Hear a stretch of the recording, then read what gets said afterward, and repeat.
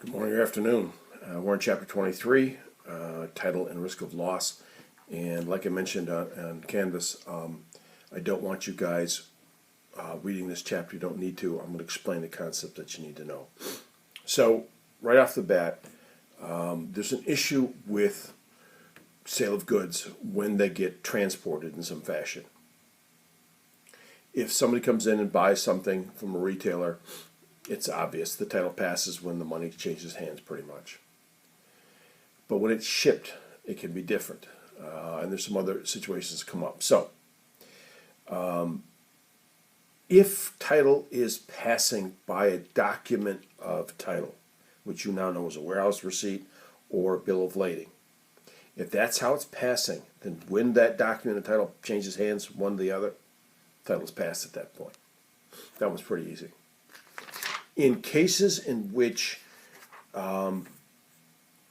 it's not specified, the UCC fills in everything, right? And they do on this one as well.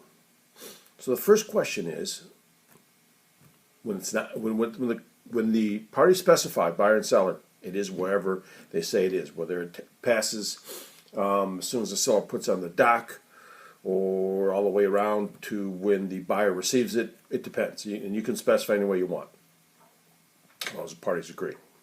But in a situation in which they haven't, then we look to something in the contract. We look for what's called the FOB point. Frank Ornery Bryan, FOB. It stands for free on board. It's actually a railroad term. And what it means is that in terms of who pays for shipping, the seller pays for shipping until it reaches the FOB point, and then the buyer pays for shipping from the FOB point to the buyer's location.